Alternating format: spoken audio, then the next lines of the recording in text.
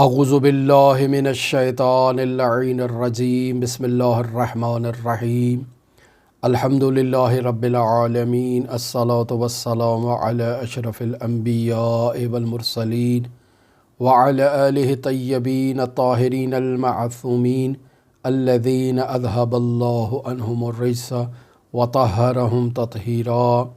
اللہم صلی علی محمد وآل محمد اللہم اخرجنا من الظلمات الوہم واکرمنا بنور الفہم اللہم افتح علینا ابواب رحمتک وانشر علینا خزائن علومک برحمتک یا ارحم الراحمین۔ السلام علی الحسین وعلی علی ابن الحسین وعلی اولاد الحسین وعلی اصحاب الحسین۔ عزیزان محترم، مرحوم آیت اللہ سید محمد حسین حسینی طہرانی کی گراں قدر تحریر رسالہ لب اللباب پر ہماری آپ کے ساتھ گفتگو جاری تھی، اور آج اس سلسلے کے 75ویں درس کے ساتھ ہم آپ کی خدمت میں حاضر ہوئے ہیں۔ ہم نے اپنی گزشتہ گفتگو میں مفسر قرآن سے مراقبے کے بارے میں کچھ مطالب نقل کیے، کچھ مطالب ملا حسین قلی حمدانی سے آپ کی خدمت میں بھی نقل کیے۔ بیان ہوا کہ مراقبہ کہتے کسے ہیں؟ مراقبہ کہتے ہیں کہ انسان خود کا خیال رکھے، اپنے نفس کا خیال رکھے، اس بات کا خیال رکھے کہ انسان خداوند متعال کی حکم عدولی نہ کرے، اس بات کا خیال رکھے کہ انسان کے اعضاء و جوارح احکام الہی، قوانین الہی کی خلاف ورزی نہ کریں، چونکہ اگر الہی قوانین کی انسان نے خلاف ورزی کر دی تو ایسے میں انسان نے گویا اپنی زندگی کو حقیقت میں ضائع کر دیا ہے، جبکہ انسان کی زندگی تو اس دنیا اور اس دنیا میں جو کچھ بھی موجود ہے اس سے سب سے زیادہ گراں قدر، قیمتی اور بیش بہا ارزش رکھتی ہے، لہٰذا انسان کو اپنی زندگی کا خیال رکھنا چاہیے، اس بات کا خیال رکھنا چاہیے کہ انسان الہی قوانین پر عمل کر کے اعلیٰ انسانی مقامات تک فائز ہو سکے، اور اگر انسان الہی قوانین کی خلاف ورزی کرے گا تو انسان جو ہے وہ اپنی زندگی کو ضائع کر دے گا۔ لہٰذا مراقبہ کہتے ہیں خود کا خیال رکھنا۔ لہٰذا ہمارے علماء نے، سیر و سلوک کے علماء نے اس بات کو واضح طور پر ذکر کیا ہے کہ اگر آپ سیر و سلوک کا خلاصہ پیش کرنا چاہیں تو ایک کلمے میں اس کا خلاصہ پیش کر سکتے ہیں، اور وہ کلمہ ہے مراقبہ۔ اور اگر آپ مراقبے کی تشریح کرنا چاہیں تو وہ سیر و سلوک کی یہ تمام مباحث ہیں جنہیں ہم آپ کی خدمت میں رسالہ لب اللباب کے تحت بیان کر رہے ہیں۔ بس اب آپ دیکھ لیں کہ مراقبے کی کس قدر اہمیت ہے۔ اس قدر اہمیت ہے مراقبے کی کہ عرفاء بیان کرتے ہیں کہ مراقبے کے بغیر کسی قسم کا ذکر، کسی قسم کی فکر کوئی فائدہ نہیں دیتی ہے، بلکہ انسان کو ایک منفی اور نیگیٹو جو ہے وہ انسان کی زندگی میں اپنا رول پلے کریں گی، یہی ذکر اور یہی فکر انسان کو نقصان پہنچائیں گی۔ لہٰذا انسان کو مراقبہ کرنا چاہیے تاکہ یہ ذکر اس کے لیے مفید ہو، یہ فکر اس کے لیے مفید واقع ہو۔ لہٰذا ملا حسین قلی حمدانی رحمۃ اللہ علیہ سے پھر میں تبرکاً ان کا ایک جملہ نقل کرتا ہوں کہ جو انہوں نے تبریز کے ایک عظیم عالم کے نام تحریر کیا، اور فرمایا کہ اگر مراقبے کے بغیر آپ ذکر اور فکر میں مصروف ہو جائیں تو آپ کا یہ ذکر اور فکر کرنا بے فائدہ ہے، یعنی جتنا بھی آپ ذکر کریں مراقبے کے بغیر تو اس کا آپ کو کوئی فائدہ نہیں ہوگا۔ اور بس اوقات انسان ذکر کرتا ہے مراقبے کے بغیر تو ایسا ممکن ہے کہ اس کے اوپر کوئی ایسی حالت طاری ہو جائے کہ یہ انسان خود کو سبک محسوس کرے، خود کو ہلکا محسوس کرے، انسان کچھ نورانی موجودات کو مشاہدہ کرے، انسان ملکوت الہی کی زیارت کرے اور ایسی عجیب و غریب چیزیں مشاہدہ کرے مراقبے کے بغیر ذکر و فکر کے نتیجے میں، تو یہ جو چیزیں انسان مشاہدہ کر رہا ہے یہ اس کے لیے دائمی نہیں ہوگی۔ یہ کچھ عرصہ کچھ چیزوں کو مشاہدہ کرے گا اور اس کے بعد پھر یہ واپس چلی جائیں گی۔ کیوں؟ چونکہ یہ ایسی حالت ہے کہ جس میں جان نہیں ہے، وہ جان ڈالنے کے لیے انسان کو مراقبے کی ضرورت ہے۔ البتہ علماء اس بات کی طرف بھی وضاحت کرتے ہیں کہ انسان کے مراقبے کا ہدف ملکوت کو مشاہدہ کرنا نہیں ہے، انسان کا ہدف خداوند متعال کے قوانین کی اطاعت کرتے ہوئے خود کو عبد ہونے کا مصداق قرار دینا ہے۔ اور عبد ہونا ایک بہت بڑا مقام ہے انسان کے لیے، کہ انسان اس کا عبد ہو، اس کا فرمان بردار ہو، اس کا مطیع خاضع خالص ہو، یہ بہت بڑا مقام ہے۔ لہٰذا انسان کو کوئی خواب نہیں آتے ہیں، کوئی ملکوتی چیزوں کو مشاہدہ نہیں کرتا ہے، کوئی کرامات اس سے سرزد نہیں ہوتی ہیں، کسی کرامت کو مشاہدہ نہیں کرتا ہے، لیکن وہ مراقبے کے نتیجے میں اللہ کا عبد واقع ہو جاتا ہے، تو یہ بہت بڑی عظیم نعمت ہے انسان کے لیے۔ اور اگر انسان بغیر مراقبے کے ذکر اور فکر کے نتیجے میں ملکوت کو مشاہدہ بھی کرنے لگ پڑے تو یہ اس کے لیے فائدہ نہیں ہے۔ یہ باتیں تمام کی تمام ملا حسین قلی حمدانی نے کتاب تذکرۃ المتقین میں ان سے نقل ہیں۔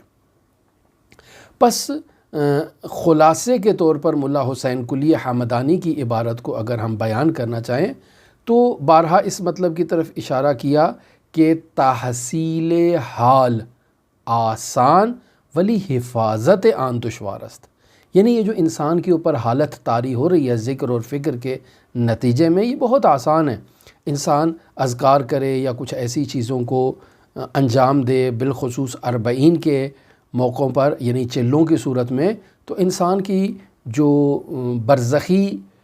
چشم ہے یا برزخی آنکھ ہے یا برزخی حس ہے وہ کھلنے کے بہت سارے امکانات ہوتے ہیں۔ لہٰذا انسان پہ ایک حال طاری ہو سکتا ہے، لیکن سوال یہ ہے کہ یہ حال کب تک انسان کا برقرار رہے گا، کب تک انسان اس ملکوت کی زیارت کرے گا اور ملکوتی چیزوں کو مشاہدہ کرے گا، یہ دوسرا مسئلہ ہے، چونکہ اس میں دوام ہرگز نہیں پایا جاتا۔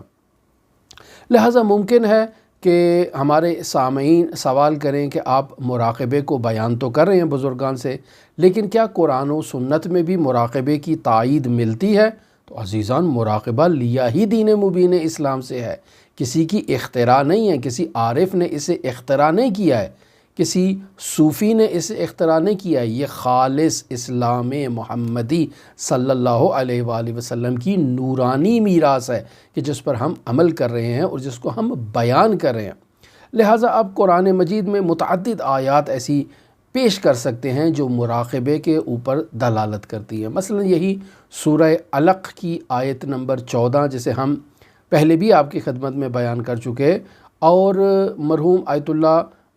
کشمیری رحمۃ اللہ علیہ سے، یعنی عبد الکریم کشمیری سے یہ نقل کر چکے کہ وہ فرماتے تھے کہ قرآن مجید کی سب سے زیادہ نورانی آیت جو میرے وجود پر اثر انداز ہوتی ہے وہ سورہ علق کی آیت نمبر 14 ہے، یعنی میں اس کو قرآن مجید کی سب سے زیادہ نورانی آیت محسوس کرتا ہوں اپنے لیے، اور وہ یہ ہے کہ خداوند متعال خطاب فرما رہا ہے کہ الم یعلم بان اللہ یری، کہ آیا نہیں جانتے کہ خدا آپ کو دیکھ رہا ہے۔ اور یہ ہم اپنے گزشتہ درس کی طرف اگر آپ کی توجہ کو مبذول کرائیں تو یہ مراقبے کی پست قسم ہے کہ خدا ہمیں دیکھ رہا ہے۔ وہ خدا تو ہمیں دیکھ رہا ہے چونکہ ہم اس کی مخلوق ہے،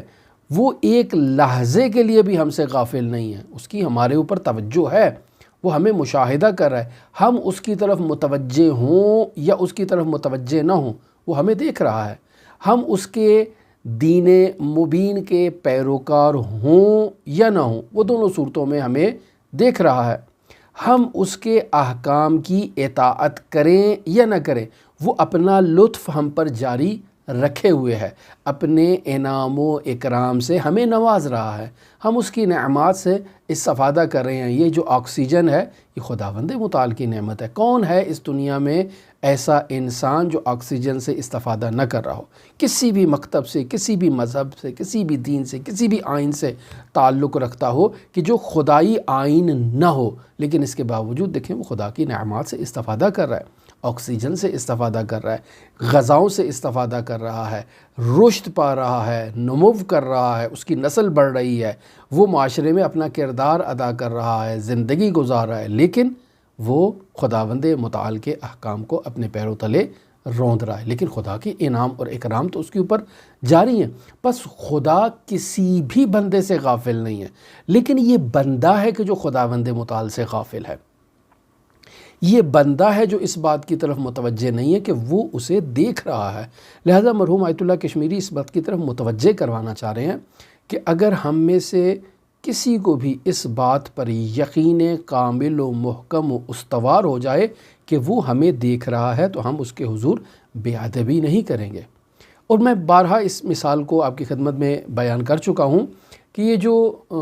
سڑکوں پہ کیمرے لگے ہوتے ہیں اور ان کیمروں سے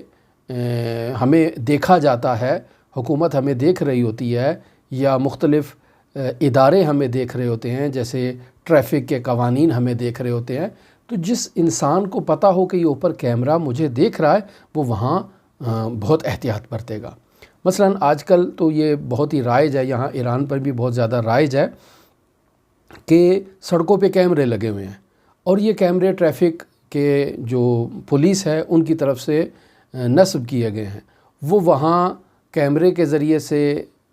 دیکھ رہے ہیں انسانوں کو، اور آٹومیٹک خود بخود اگر کوئی قوانین کی خلاف ورزی کر رہا ہے ٹریفک کے اصولوں کی تو اس کا جو ہے وہ تصویر بھی کھینچی جا رہی ہے، اور اس کو جرمانہ بھی جو ہے وہ خود بخود جو ہے وہ وہاں پر ہو رہا ہے، یعنی کوئی انسان اسے کنٹرول نہیں کر رہا ہے۔ انسان نے اس کو ایک ایسا سافٹ ویئر ڈیزائن کر کے دے دیا ہے کہ تم جو ہے وہ اس حالت میں اگر کوئی نظر آئے خلاف ورزی کرتے ہوئے تو اسے تم نے جرمانہ کرنا ہے، اس کی تصویر بھی کھینچنی ہے اور اس کے جو فائل ہے اس میں ڈال دینی ہے، اور اسے ای میل بھی کر دینی ہے، اور اسے جو ہے وہ میسیج بھی بھیج دینا ہے کہ آپ کے اوپر جرمانہ ہو چکا ہے فلاں جگہ پر۔ اپنی ای میل چیک کر لو یا اپنی پروفائل چیک کر لو اور وہاں پر جا کر دیکھو تو وہاں آپ کو وہ تصویر بھی نظر آئے گی کہ آپ نے کون سے ٹریفک کے رول کو فالو نہیں کیا اور کتنا آپ کو جرمانہ ہوا ہے۔ لہٰذا جس انسان کو پتہ ہے کہ یہاں پر کیمرہ لگا ہوا ہے تو وہ اس کیمرے کے خوف سے وہاں ٹریفک کے قانون کی خلاف ورزی نہیں کرے گا کہ مجھے جرمانہ ہو جائے گا، 5,000 ہو، 10,000 ہو، 1 لاکھ ہو، 2 لاکھ ہو، جتنا بھی جرمانہ گورنمنٹ نے وضع کر رکھا ہے اس کے مطابق مجھے جرمانہ ہوگا۔ لہٰذا انسان انہی کیمروں کی وجہ سے خود کو خیال رکھتا ہے کہ قوانین کی خلاف ورزی نہ کرے، اور یہ ایک اچھی چیز اختراع ہوئی، ایجاد ہوئی۔ لیکن اگر ایسی ہی ایک چیز ایجاد ہو جائے جس سے انسان کو یہ علم ہو کہ خداوند متعال اسے دیکھ رہا ہے،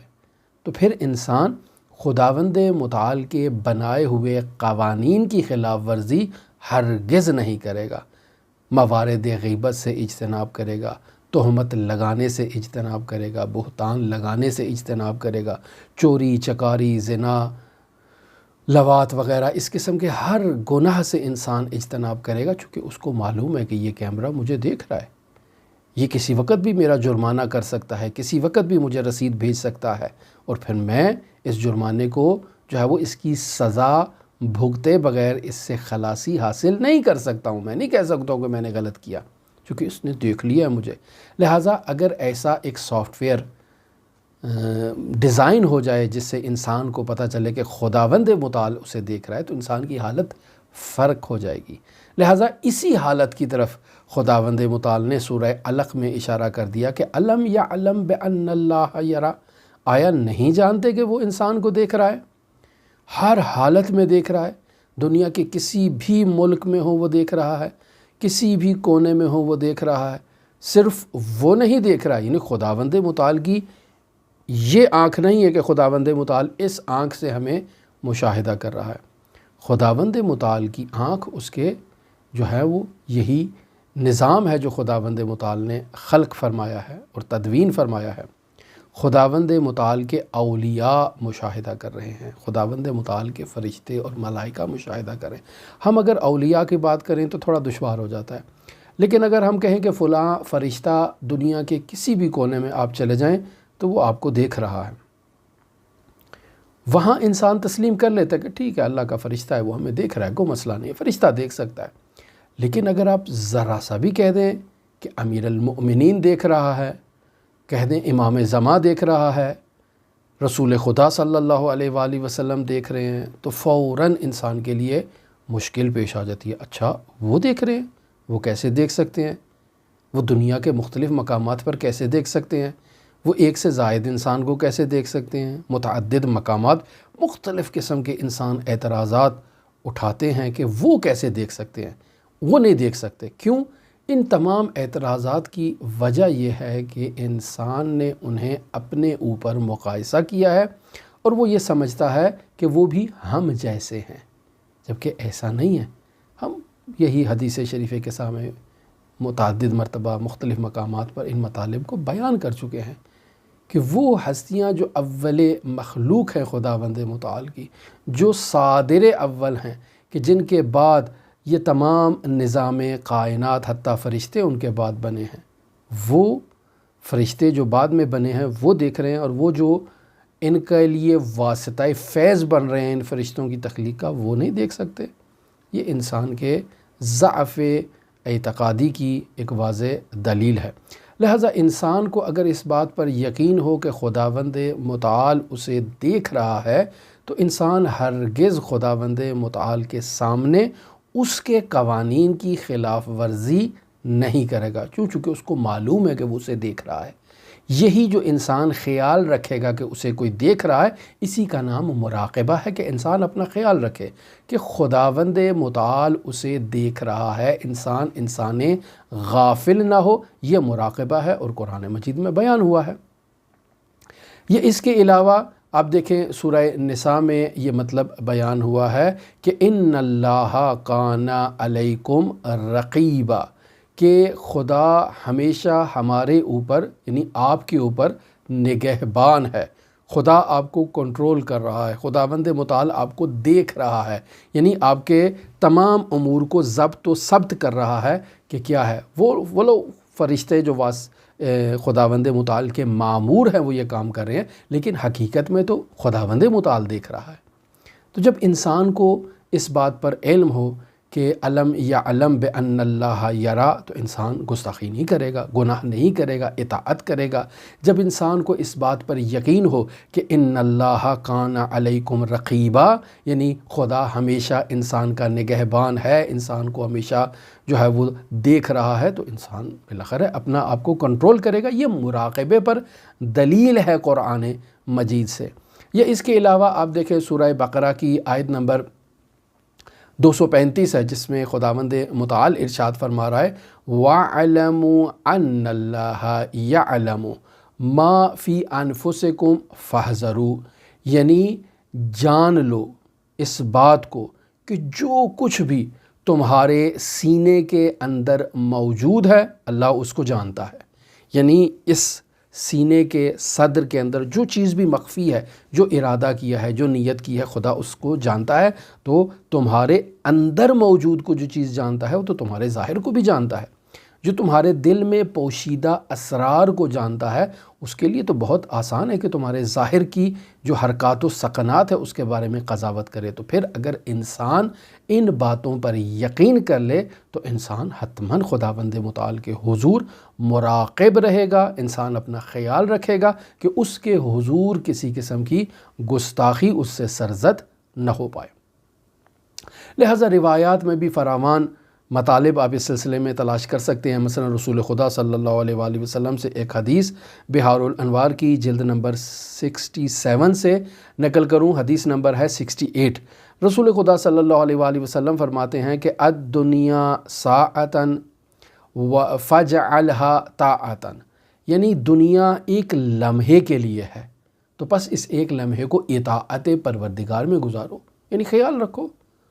دنیا تھوڑی سی ہے، مختصر سی ہے، ایک آنکھ کو بند کرنے اور کھولنے، جسے پلک جھپکنا کہتے ہیں، اس میں یہ دنیا گزر جائے گی آپ کے لیے۔ ہم سمجھتے ہیں 60 سال ہیں، 70 سال ہیں، 50 سال ہیں، 20 سال ہیں، اتنے سال ہیں، کتنے سال زندہ رہیں گے نہیں معلوم۔ یہ پلک جھپکنے میں گزر جائے گی، آپ کو پتہ بھی نہیں چلے گا۔ خوب جب دنیا گزر جائے گی تو پھر اس مدت میں خداوند متعال کی اطاعت کرنا، فرمان برداری کرنا، اس کے قوانین کی خیال رکھنا، یہ انسان کا ذمہ ہے، اور اسی کو مراقبہ کہتے ہیں۔ اور بھی بہت ساری احادیث ہیں جیسے آپ تلاش کر سکتے ہیں، آیات قرآنی ہیں جنہیں تلاش کر سکتے ہیں، بزرگان، فقہاء، علماء، عرفاء نے ان تمام مطالب کو لکھا ہے۔ لہٰذا ہم آتے ہیں واپس آیت اللہ طہرانی کی عبارت، جسے ہم گزشتہ روز بھی آپ کی خدمت میں کچھ نقل کر چکے، آج بھی اسی عبارت سے استفادہ کرتے ہیں اور خلاصہ مطلب بیان کرتے ہیں کہ آیت اللہ طہرانی کیا کہنا چاہ رہے ہیں۔ فرماتے ہیں باید دانست کہ مراقبے از اہم میں شرائط سلوک است، یعنی آپ کو اس بات کا علم ہونا چاہیے کہ مراقبہ سیر و سلوک کی شرائط میں نہایت اہم شرط کا نام مراقبہ ہے۔ و مشائخ اعظام را در آن تاکیداتی است، یعنی ہمارے جتنے بھی علماء گزرے ہیں، جتنے بھی عرفاء گزرے ہیں، انہوں نے مراقبے کے بارے میں تاکید فراوان بیان کی ہے، چونکہ یہی وہ مراقبہ ہے جو انسان کو اطاعت پر لا سکتا ہے، انسان کو کمال کی راہ پر گامزن کر سکتا ہے۔ و بسیاری آن را از لوازم حتمیہ سیر و سلوک شمردند، یعنی بعض عرفاء نے سیر و سلوک کے حتمی لوازمات میں سے ایک مراقبے کو بیان کیا ہے، یعنی مراقبے کے بغیر سیر و سلوک ہو ہی نہیں سکتی ہے۔ جیسے ہم نے آغاز میں بیان کیا کہ سیر و سلوک یعنی مراقبہ، مراقبہ یعنی سیر و سلوک، پس سیر و سلوک میں مراقبہ بہت اہمیت رکھتا ہے۔ چہ آن بے منزلہ حجر اساسی است، یعنی یہی مراقبہ جو ہے یہ ایک بنیادی جو منزل ہے، بنیادی پتھر کی، یا جسے آپ کہیں بنیادی اینٹ ہے، یعنی سیر و سلوک کی بنیاد میں جو آپ نے پہلی اینٹ لگانی ہے، اس پہلی اینٹ میں وہ پہلا پتھر جو آپ نے لگانا ہے، گویا کہ وہ مراقبہ ہے، اور اسے آپ ترک نہیں کر سکتے ہیں، اور اگر آپ نے وہ بنیاد نہیں رکھی تو عمارت آپ اس کے اوپر کھڑی نہیں کر سکتے۔ جب بنیاد مراقبہ ہے تو پھر اس کے بعد ذکر و فکر و سائر شرائط آن حجر بنا نہادے می شود، پس پہلا آپ پتھر یہ نیچے مراقبے کا رکھیں گے، اب اس کے بعد آپ ذکر کو رکھیں، فکر کو رکھیں، تقوی کو رکھیں، پرہیزگاری کو رکھیں، جس چیز کو بھی رکھیں، لیکن نیچے مراقبہ رکھنا بہت ہی ضروری ہے۔ لہٰذا خلاصہ لذا تا مراقبے صورت نگیرت ذکر و فکر بدون اثر خواہد بود، یعنی جب تک انسان مراقبہ نہیں کرتا تو جتنا بھی ذکر کر لے، جتنی بھی فکر کر لے، وہ ذکر اور فکر اس کے لیے مفید واقع نہیں ہوگی۔ لہٰذا مراقبہ نہایت ضروری ہے۔ پھر آگا فرماتے ہیں مراقبے حکم پرہیز از غذائے نامناسب برائے مریض را دارد، یہ کل بھی مطلب ہم نے ذکر کیا کہ ایک انسان بیمار ہے تو اس کی باڈی کے لیے بعض خوراک ایسی ہے کہ جو نقصان دہ ہے، لہٰذا انسان کو ان کھانوں سے اجتناب کرنا ہے۔ مثلا یہی چکنائی پر مشتمل جو غذائیں ہیں، کہتے ہیں کہ ان کو نہ کھایا جائے، آپ کا جو بیماری ہے مثلا کولیسٹرول ہے یا کوئی ایسی چیز ہے وہ بڑھ جائے گی یا خراب ہو جائے گی، یا جتنی بھی میٹھی غذائیں ہیں ان کو آپ نہیں کھا سکتے، اس سے آپ کی شوگر کے لیول میں اضافہ ہو جائے گا، یا اس قسم کی جتنی چیزیں، تو یہ ایک ایسی خوراک ہے کہ جو انسان کے لیے جو ہے وہ اس کو استعمال کرنا مضر ہے، نامناسب ہے۔ پس مراقبہ جو ہے وہ پرہیز کا کردار ادا کرتا ہے انسان کی باڈی میں، جبکہ ذکر و فکر حکم دارو جو ہے وہ رکھتا ہے، یعنی دوائی کا حکم رکھتا ہے۔ وتا وقتی کے مریض مزاج خود را پاک نہ نمایت و از آنچه مناسب او نیست پرہیز نکند دارو بھی اثر خواہد بود. یعنی جب تک مریض خود اپنے مزاج کو کنٹرول نہیں کرتا ہے، جب تک مریض اپنا خود خیال نہیں رکھتا ہے اور وہ چیز جو اس کے بدن کے ساتھ مناسبت نہیں رکھتی ہے، وہ چیز جو اس کے بدن کے لیے نقصان دہ ہے، جب تک مریض اس کو اپنے بدن سے دور نہیں کرے گا باقی چیزوں کا کوئی فائدہ نہیں ہے، یعنی دوائی اس پر اثر نہیں کرے گی. لہٰذا مریض کو چاہیے کہ وہ پہلے اپنی خوراک کا خیال رکھے، بعد میں دوائی کو بھی ساتھ اگر استعمال کرے تو اب اس کی باڈی جو ہے وہ اعتدال پر برقرار رہے گی. لیکن اگر انسان ادھر سے بد پرہیزی بھی کرے اور ادھر سے دوائی بھی کھائے تو وہ دوائی انسان کے لیے مفید واقع نہیں ہوگی. لہٰذا فرماتے ہیں وچے بسا گاہی اثر معکوس می دہد، یعنی بسا اوقات ایسے ہو سکتا ہے کہ یہ دوائی کھانا اور بد پرہیزی کرنا یہ آپس میں دونوں چیزیں اپوزٹ کردار ادا کریں اور یہ دوائی انسان کے لیے نقصان دہ ثابت ہو. لذا بزرگان و اساتید اعظام این راہ، یعنی یہ عرفانیات اور سیر و سلوک پر جو بزرگان کام کر رہے ہیں، درس دے رہے ہیں، پڑھا رہے ہیں، کتابیں لکھ رہے ہیں، وہ تمام بزرگان اس فن اور اس فیلڈ کے علماء اس بات کو کہتے ہیں کہ سالک بدون مراقبے را از ذکر و فکر من می کنند، یعنی وہ منع کرتے ہیں کہ کوئی بھی ایسا شخص جو سیر و سلوک کرنا چاہتا ہے وہ ذکر نہ کرے، وہ فکر نہ کرے مراقبے کے بغیر، یعنی حتماً مراقبہ ہونا چاہیے اور پھر اس مراقبے کے بعد ذکر اور فکر کی گنجائش ہے. لہٰذا یہاں اب در حقیقت ہم آپ کی خدمت میں ان تمام مطالب کو جنہیں آیت اللہ تہرانی نے یہاں بیان کیا ہے ہمارے لیے اس چھوٹے سے پیراگراف میں، جنہیں ہم نے 2 درسوں میں آپ کی خدمت میں بیان کیا، ان الفاظ کو، ان کلمات کو آپ کی خدمت میں خلاصتاً بیان کریں جو 8 نقاط ہیں. پہلا نقطہ یہ ہے کہ مراقبے کا مطلب کیا ہے. معنی مراقبے یعنی مراقب بودن سالک، یعنی ایک سالک خیال رکھے کہ از وظیفہ خود تخطی نہ کند، کہ سالک کا جو وظیفہ ہے وہ اپنے وظیفے سے کوتاہی نہ کرے، اپنے وظیفے پر عمل کرے.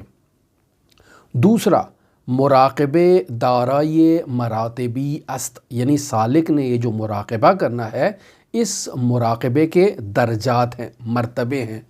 اب تیسرے نمبر پر درجہ نخست سے مراقبے، یعنی مراقبے کی پہلی سٹیج جو ہے وہ ترک ما لا یعنی وہ چیزیں جن کا کوئی معنی ہی نہیں ہے، جو فضولیات ہیں، جو لا حاصل چیزیں ہیں، ان چیزوں کو یہ سالک کیا کرے؟ ترک کرے. اور پھر وَإِتْيَانِ مَا یعنی جن چیزوں کا فائدہ ہے، جو چیز مفید ہے اس کو کیا کرے؟ عمل کرے. لیکن اس ترک ما لا یعنی کے بعد اتیان ما یعنی کو اخلاص کے ساتھ یہ سالک کیا کرے؟ انجام دے، خلوص کے ساتھ خداوند متعال کی عبادت کرے اور خداوند متعال کے فرامین پر عمل کرے. چوتھی چیز گاہ مراقبہ سالک بے سکوت و توجہ آن است،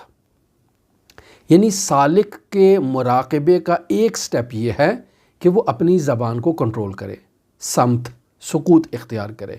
اور پھر سکوت کے جو آثار ہیں ان کے اوپر بھی یہ سالک متوجہ ہو کہ کیا فوائد ہیں. یہ ایک مرحلہ مراقبے کا ہے. 5ویں مرحلے میں مراقبے کے آیت اللہ تہرانی نے ہمیں اسی لائنوں میں جو بات بیان کیا وہ یہ ہے کہ گاہ مراقبہ سالک توجہ بے نفس است، یعنی انسان اپنے ہی نفس کی طرف متوجہ ہو اور اس کا خیال رکھے. 6 نمبر پر گاہ مراقبہ سالک توجہ بے اسماء و صفات الہی است، یعنی انسان سالک خداوند متعال کے اسماء اور خداوند متعال کی صفات پر توجہ کرتا ہے اور غور و فکر کرتا ہے. اور پھر ایک دفعہ 7ویں مورد میں سالک کا مراقبہ یہ ہے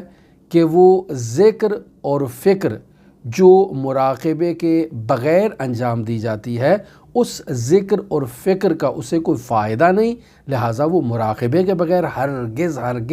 ذکر اور فکر کو انجام نہیں دیتا، چونکہ یہ ذکر اور فکر جو مراقبے کے بغیر انجام دی جائے گی یہ سالک کے لیے نقصان دہ ہے۔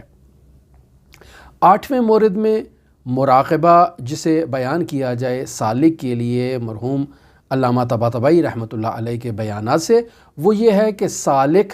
در حکم پرہیز،